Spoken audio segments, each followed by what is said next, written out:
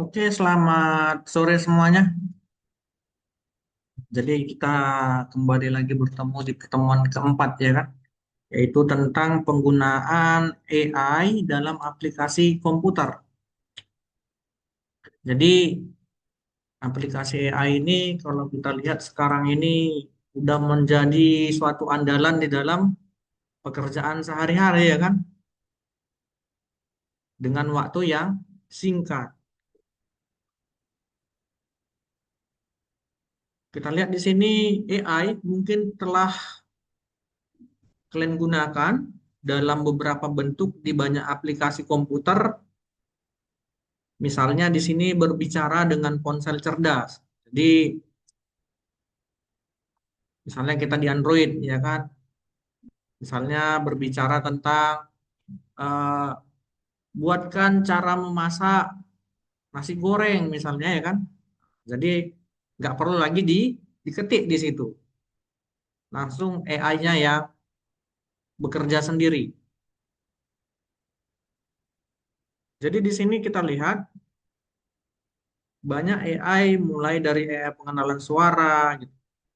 Demikian pula ada namanya AI memfilter semua email sampah yang masuk ke kotak masuk kita. Jadi di sini akan membahas jenis-jenis aplikasi AI. Mungkin AI yang kita gunakan sehari-hari ada ChatGPT, kemudian ada lagi DeepSeek, ada lagi Gemini. Ternyata banyak AI yang lebih dari itu lagi fungsinya. Itu ya. Kita lihat, namun terlepas dari apakah AI pernah mencapai kesanggupan, kita lihat faktanya di sini tetap bahwa AI memang melakukan sejumlah besar tugas yang sangat berguna. Dua cara penting di mana AI saat ini berkontribusi pada kebutuhan manusia adalah melakukan melalui koreksi dan saran. Bahwa di sini kita tidak ingin mengambil suatu yang gegabah istilahnya. Apalagi ketika kalian pengen membuat logo misalnya. Di sini udah gampang ya. Kalau zaman dulu orang buat logo sampai pergi ke suatu tempat untuk menenangkan diri untuk memikirkan logo apa yang mau dibuat. Sekarang mah sudah gampang ya kan.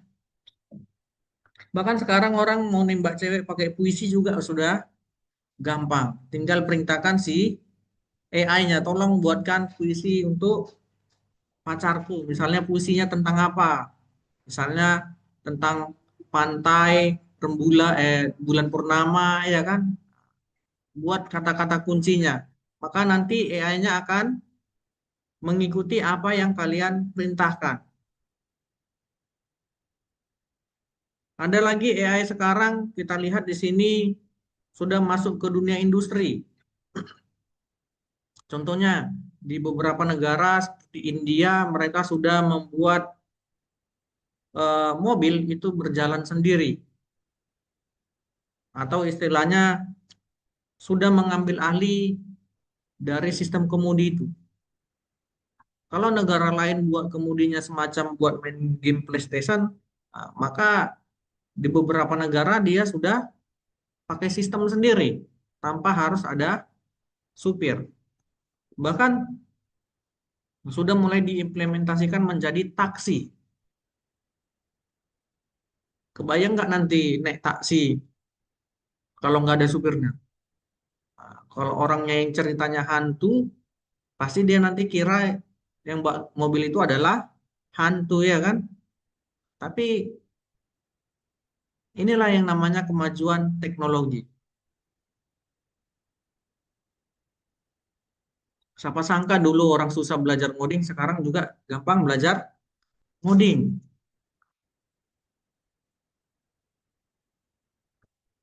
Kita lihat di sini AI mengambil pendekatan proaktif terhadap masalah yang mungkin terjadi atau tidak. Demikian pula AI dapat menyarankan jalur tertentu kepada manusia yang mengemudikan mobil yang mungkin di sini menghadirkan kemungkinan keberhasilan terbesar.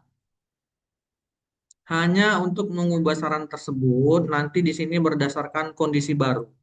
Bagian kedua dari bab ini kita lihat mempertimbangkan koreksi dan saran secara terpisah. Kita lihat langsung di sini memperkenalkan jenis aplikasi umum.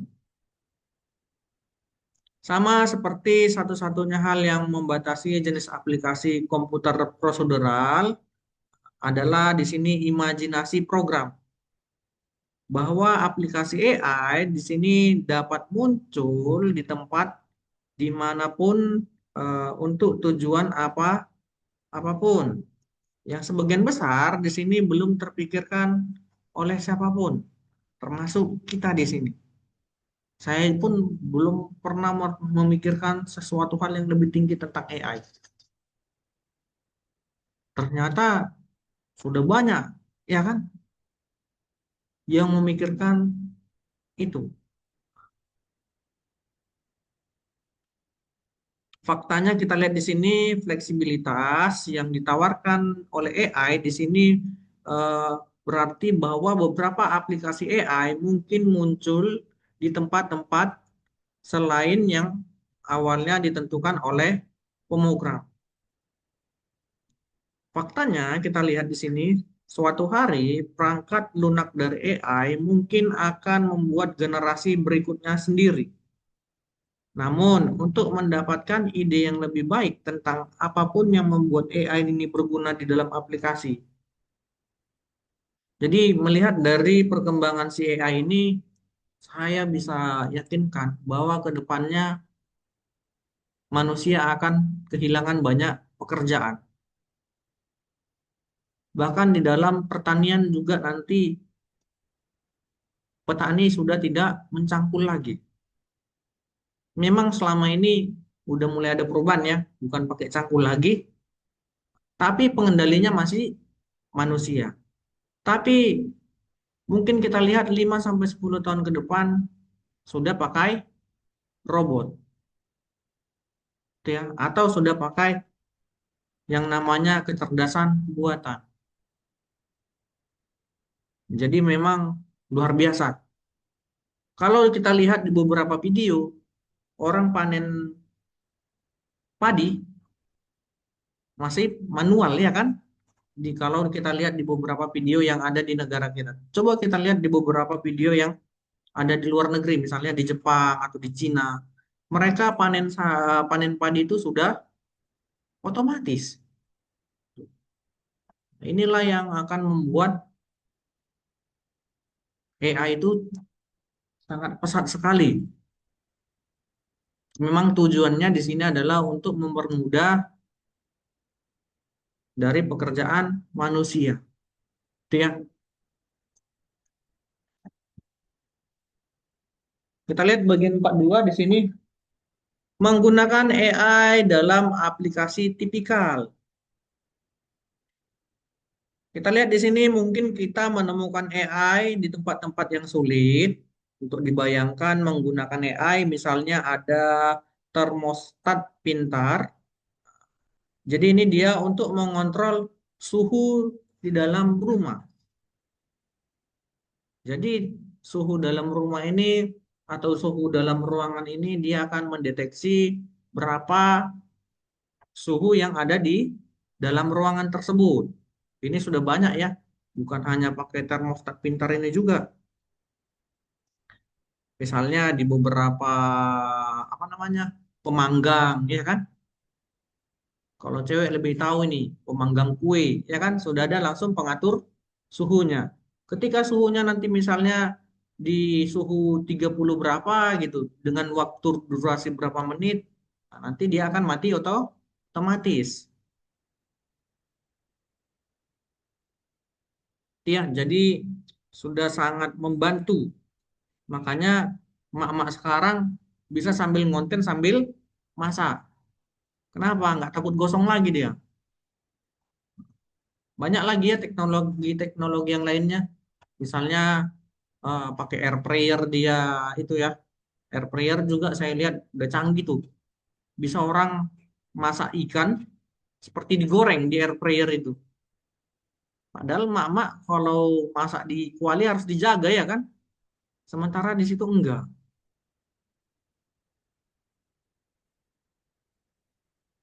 Mungkin nanti kalian kalau sudah belajar yang namanya internet opting, di situ juga sudah banyak beberapa sensor. Nah, sensor itu sudah seperti kecerdasan buatan yang sederhana juga. Berikut adalah beberapa penggunaan umum AI yang sering kita temukan di banyak tempat. Misalnya yang pertama kreativitas buatan, yang kedua PC dari komputer, kemudian realitas virtual dan pemrosesan gambar. Jadi banyak ya mulai dari kecerdasan buatan game, boot game komputer, ya. Sekarang AI yang banyak beralih dan banyak digunakan yaitu di konten kreator kalau saya lihat. Beberapa orang membuat video ini sudah pakai AI. Banyak ya, mulai dari Google Studio itu ya. Jadi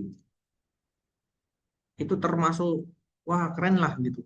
Hanya saja kita ngerti nggak merintahkannya. Saya pernah melihat video orang keren gitu. Dia seperti membelah kayak berlian gitu, tapi lebih dari berlian dia itu gambar. Misalnya apel ya kan, apelnya macam berlian gitu. Jadi dia potong gitu. Bagaimana coba cara kita memerintahkannya itu? Makanya harus mengerti juga kita memerintahkannya. Adapun beberapa di sini kita lihat AI yang paling sering muncul di berbagai bidang tempat kita lihat mulai dari kehidupan buatan, kemudian penalaran otomatis, kemudian otomasi, kemudian kita lihat komputasi terinspirasi secara biologis, penambangan konsep, penambangan data, penyaringan spam email, sistem cerdas hibrida, agen cerdas dan kontrol cerdas, ya. Kemudian representasi pengetahuan, baru robotika. Robotika ini juga sangat ya ditakutin ke depannya. Karena di beberapa negara robotika ini atau disisipkan yang namanya kecerdasan buatan, ini sudah saya lihat di beberapa restoran kalau di TV-TV. Jadi nanti dia akan mengantarkan sesuai meja pesanan. Dia cuma ngantar aja, nggak bisa meletakkan ke meja itu ya. Jadi kita pesan, kita duduk di meja 36 misalnya. Maka nanti robotnya akan datang ke samping kita. Makanan itu pun bagus, bukan terpampang gitu ya, enggak. Dia tersimpan di dalam kayak satu kotak gitu. Jadi begitu sampai, nanti dia akan kotaknya ngangkat gini. Jadi dia akan nyorong gini. Jadi orang pembelinya tinggal ngambil. Itu ya bahaya ya. Yang paling ditakutkan lagi ke depannya, nanti laki-laki nggak suka lagi sama perempuan. Itu yang ditakutkan. Karena di beberapa negara, boneka aja sudah mirip seperti manusia. Mana kalau boneka itu bisa ngomong coba? Karena ini sedang dilatih nih. Robot bisa ngomong sama manusia. Bahkan ke depannya, teknologi kita semua nanti manusia akan disisipkan sebuah chip di dalam diri kita. Jadi kita ke depannya nanti udah nggak main handphone lagi. Itu ya, saya sudah lihat. Wah, maka ini nanti pasti orang kaya duluan ini yang nanamkan chip ke dalam tubuhnya. Jadi sudah nggak main handphone lagi. Jadi misalnya saya mau nelpon si Tongo ya kan, udah tinggal saya perintahkan aja dari otak saya. Dah. Jadi nanti ke depannya mungkin orang kayak orang gila ngomong-ngomong sendiri. Iya, makanya wah luar biasa. Makanya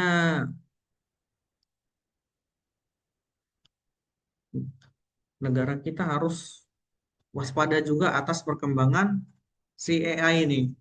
Ya, sampai sini ada yang mau ditanya?